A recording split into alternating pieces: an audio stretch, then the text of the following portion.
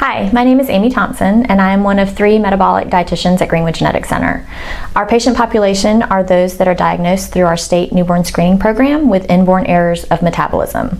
These are genetic disorders that affect how specific nutrients are metabolized in the body, so that means that diet is the primary therapy for the majority of these disorders. The dietitians become a very integral part in the treatment team.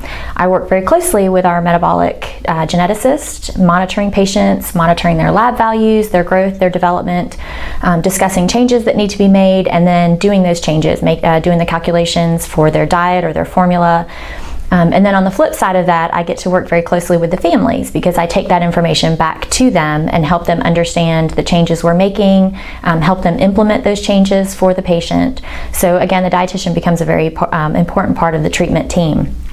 For instance, phenylketonuria is probably one of the most prevalent of the metabolic disorders and one that most people have heard of. This is a disorder that affects how phenylalanine is metabolized in the body. Phenylalanine is an amino acid. It's found in protein, so it's found in all protein sources.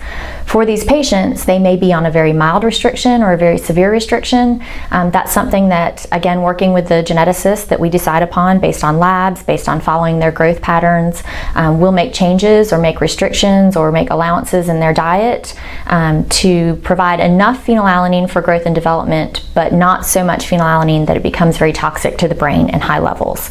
In order to do this, because we're restricting protein in the diet, then we have to use something to supplement their diet. So we use metabolic formulas, something like this formula.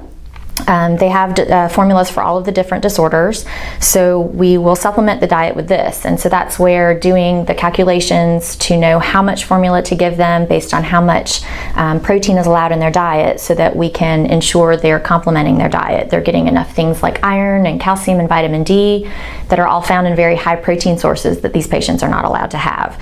So the dietitian will take the medical formula, the diet allowance, and do those calculations, make those adjustments, and provide that information to the family.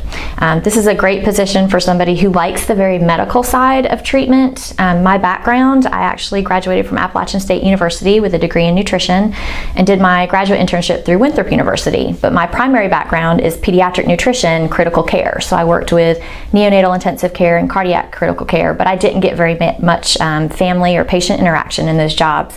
So this position has been wonderful because not only do I get the medical side, I work with the geneticist. I have to understand the biochemical pathways and how adjusting and making changes to diets can affect those pathways, but I also in turn get to work very closely with the families. The dietitians are often the first line of defense for the families. We're the first ones they call if they have questions or concerns. We do a lot of the education, helping them understand why we're making the changes we're making, giving them a very basic understanding of nutrition and of the different metabolic pathways. So there's a lot of education and counseling that comes along with this position.